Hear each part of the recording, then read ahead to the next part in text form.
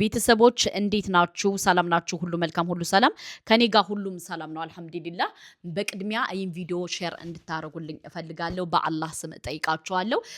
ፕሊዝ ሼር አድርጉልኝ፣ ከሌላው በተለየ ማለት ነው። ለአቅመ ሼር የደረሳችሁ ሼር አድርጉልኝ ማለት ነው። ትናንትና አንዲት እህቴ ቲክቶክ ላይ እንግዲህ የተናገረችው ነገር በጣም የሚያሳዝን፣ በጣም እኔ ከውስጤን የነካች ልጅ ናት። ገባችሁ? ለምን ካላችሁ አጋጣሚ እቺ ልጅ በጣም ትስቃለች፣ ትጫወታለች፣ ቲክቶክ ላይ ሁላችንም እናቃታለን ማለት ነው። እና የተደረገው ነገር ምንድነው? በጣም ውስጧን ያማታል። ተደጋጋሚ ሐኪም ቤት ትሄዳለች፣ በተደጋጋሚ እንትን ትላለች። ግን መጨረሻ ላይ ስትሄድ ጭንቀት ነው ይሏታል ማለት ነው። ጭንቀት በሽታ አለብሽ ይሏታል። ከዛ በኋላ እቺ ልጅ ምንድነው ያደረገችው? የአንገት ወርቅ ነበረኝ አለች። የአንገት ወርቄን ሸጥኩታለች። የአንገት ወርቄን ሽጬ ወደ ሕክምና ሄድኳለች። ወደ ሕክምና ሲሄድ ግን ሙሉ ራጅ ሳርግ እንትን የጡት ካንሰር እንዳለብኝ ተነገርኳለች። እና በመጀመሪያ ደረጃ ብዙ ጊዜ ይሄ አንደኛው ጡቴ መግል አለው አለች።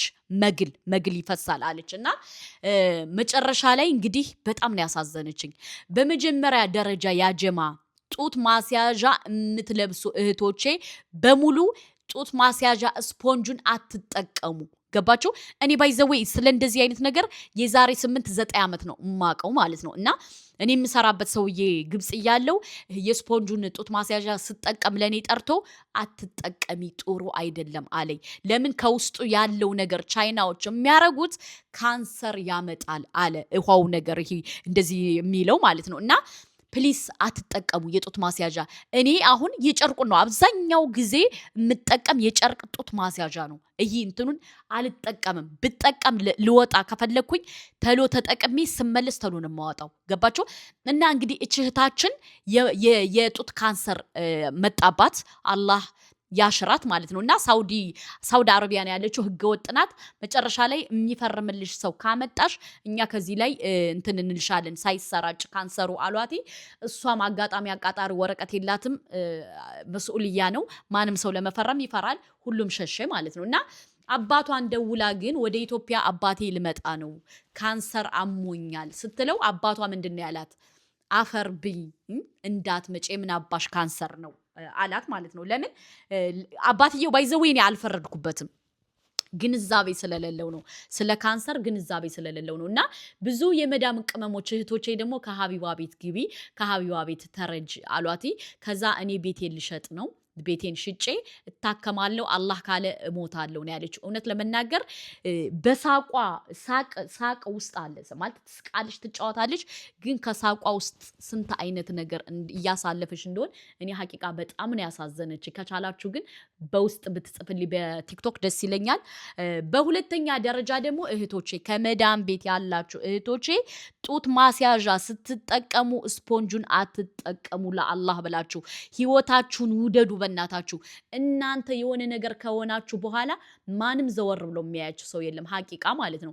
ራሳችሁን በጣም መጠበቅ አለባችሁ። ያጀማ እህቶቼ ራሳችሁን ትሪት አድርጉ፣ ራሳችሁን ውደዱ፣ ራሳችሁን እንትን በሉ። እና እህታችን አባት ነው ያለችው፣ እበትም ትል ይወልዳል ስትል በጣም ነው ያሳዘነችኝ። እና አባቷ እኔ ግንዛቤ ስለሌለው ነው ብዬ ነው የተረዳሁት እንጂ በዚህ ደረጃ ዲስሪስፔክት ስታደርገው እሷ ብዙም አልተመቸኝም። ምክንያቱም የወለዳት ሐቂቃ አባቷ ስለሆነ ስለማቅ የገጠር ሰው ስለሆነ ነው። እና እህቴ እንግዲህ ያው ወደ ኢትዮጵያ ለመግባት አስባለች።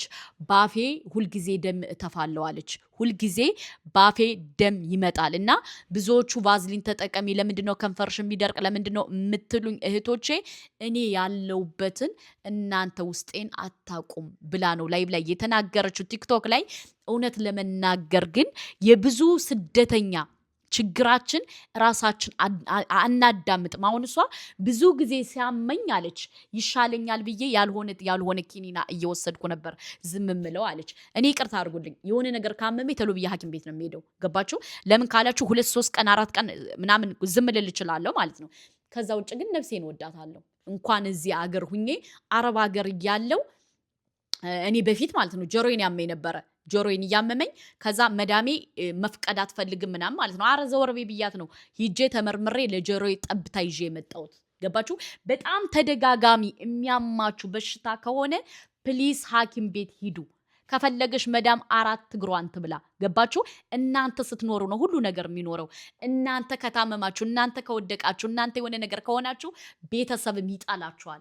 ገባችሁ? ቤተሰብም ይጣላችኋል። ስለዚህ ራሳችሁን ትሪት ማድረግ ግዴታችሁ ነው። ወዳችሁ ሳይሆን በግዴታችሁ። ገባችሁ? ውሃ መጠጣት አለባችሁ። ውሃ ደግሞ ስትጠጡ አብዛኛውን ዝም ብላችሁ ውሃ ግብ አድርጋችሁ ነው የምትጠጡ። ኖ ትንሽ እያደረጋችሁ በሰውነታችሁ እንዲገባ ማድረግ አለባችሁ።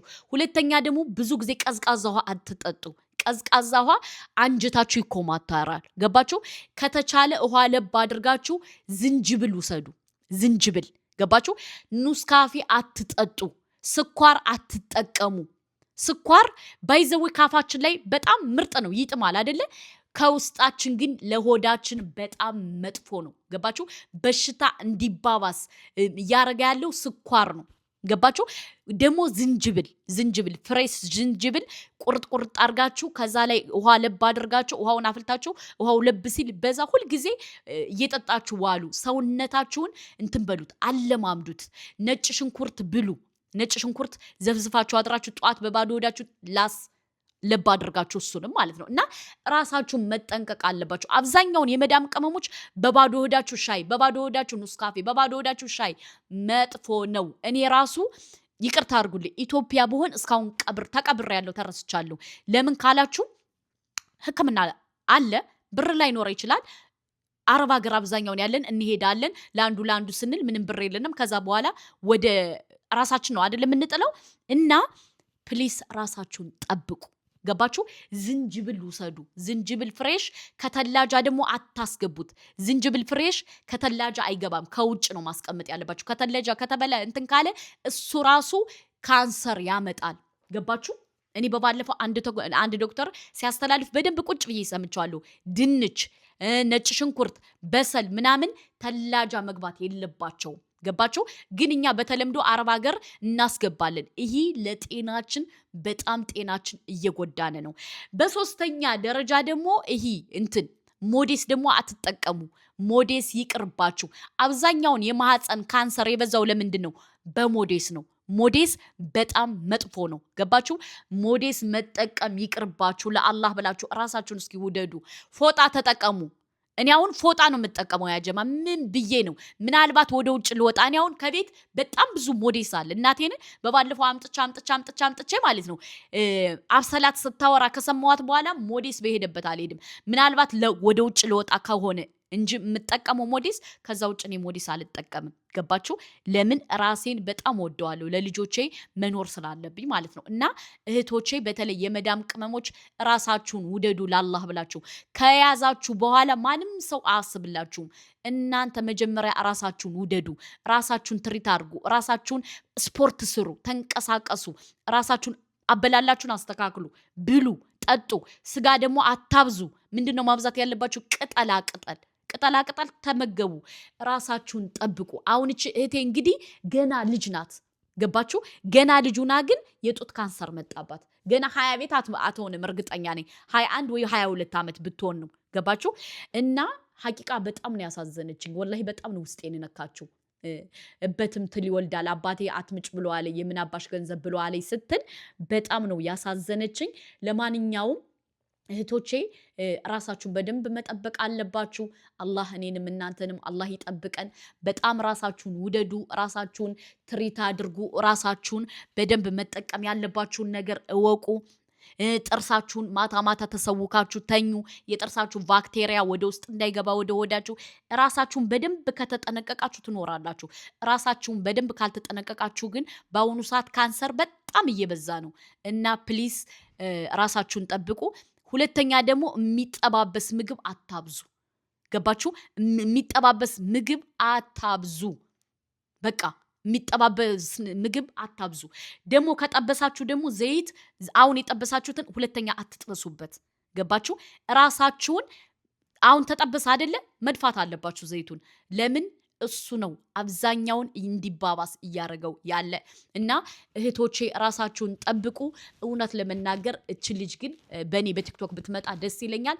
በጣም ነው ውስጤን የነካችሁ ወላሂ በጣም ነው ያሳዘነችኝ። እና እኛ የስደተኛ ነገር እርስ በርስ እንትን እንላለን እንተዋወቃለን። እና እህቶቼ ወንድሞቼ ፕሊዝ ይህን ቪዲዮ ሼር አድርጉልኝ።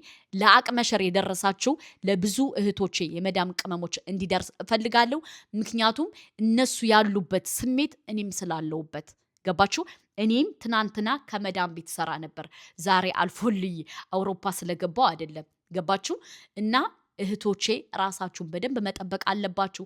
ራሳችሁን ምግብ መጠቀም አለባችሁ፣ መብላት አለባችሁ፣ መጠጣት አለባችሁ። ከደሞዛችሁ ራሱ ቢሆንም ራሳችሁን ነፍስያችሁን አስደስቱ። ገባችሁ። አሁን እህቴ እንግዲህ በጤናዋ እያለሽ ያልተጠቀመችውን ገንዘብ ነው አሁን በበሽታዋ እያጠፋችሁ ያለ። እና ራሳችሁን ሳይሆን በፊት ትሪት አድርጉ። ራሳችሁን ተንከባከቡ። ራሳችሁን ውደዱ። ተልባ ፍሬሽ ዘፍዝፋችሁ ጠጡ።